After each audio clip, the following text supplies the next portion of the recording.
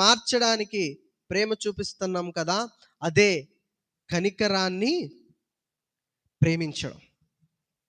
దైవ జనాంగమా, ఈ రీతి అయిన లక్షణాలు ప్రభు మనల్ని అడుగుతా ఉన్నాడు కదా. న్యాయంగా ఉండమని అడుగుతున్నాడు, కనికరాన్ని ప్రేమించమని అడుగుతున్నాడు. ఇంకా మూడవది మనం చూస్తూ ఉంటే దాన్ని కూడా డీటెయిల్డ్గా కొన్ని క్షణాలు చెప్పుకొని వాక్యాన్ని ముగించుకుందాం. ఇంకా ఏమడుగుతున్నాడు? దీన మనస్సు కలిగి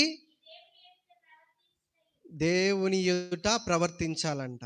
మొదటిదేంటి? న్యాయముగా ఉండాలి, కనికరాన్ని ప్రేమించాలి, దీన మనస్సుని కలిగి ఉండాలి.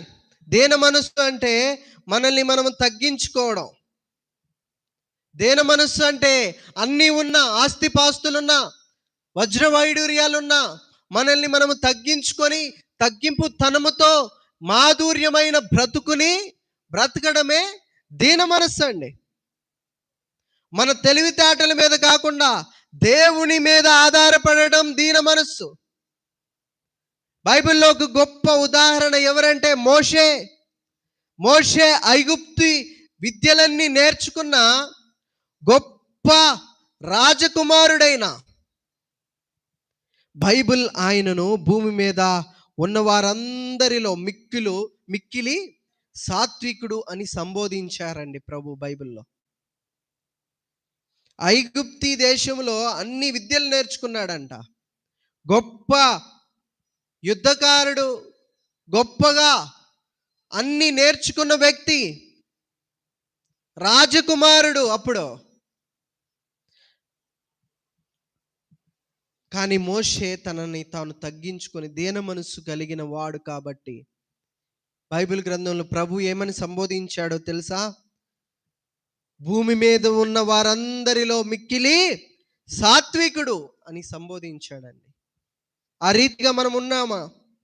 ఆయన ప్రతి అడుగులో దేవుని చిత్తాన్ని అడిగాడంట మోషే. ఆ రీతిగా మనం అడుగుతున్నామా? నేటి కాలపు మన పరిస్థితి ఏ రీతిగా ఉంది? ఆయన చిత్తాన్ని మోషే వలె అడుగుతున్నామా? మిక్కిలి సాత్వికముతో ఉన్నామా? ఐగుప్తి రాజభోగాలన్నీ వదిలేశాడు దేవుని మాట కోసము. ఐగుప్తి రాజు యొక్క స్థానాన్ని వదిలేశాడు దేవుని మాట కోసము. ఆ రీతిగా మనం ఉంటున్నామా అనేది మనల్ని మనం పరిశీలన చేసుకోవాలి. నేటి కాలము ఏ రీతిగా మనం ఉంటున్నామంటే, ఎంత గొప్ప పదవిలో ఉన్నా, ఎంత ఆస్తి ఉన్నా గర్వము అనేది మనలోకి రాకూడదండి. గర్వం అనేది వస్తే దేవునికి కృతజ్ఞత అనేది ఉండదు. దేవునికి కృతజ్ఞత చెల్లించడం అనేది ఉండదు. ఎంత గొప్ప పదవిలో ఉన్నా, ఎంత ఆస్తి ఉన్నా గర్వపడకుండా దేవునికి కృతజ్ఞతాస్తుతులు చెల్లించడమే దీన మనస్సుని కలిగి ఉండడం. నేను ఏమైనా చేయగలను అనే అహం వీడి దేవుని ప్రార్థనలో గడపడమే దీన మనస్సు. దేవుని చిత్తాన్ని అడగడమే దీన మనస్సు. సభల్లో లేదా చర్చిల్లో ముందు సీట్లలో కోసం మనం ఏం చేస్తామండి? కూర్చోటకేమో ముందు కూర్చుంటాం.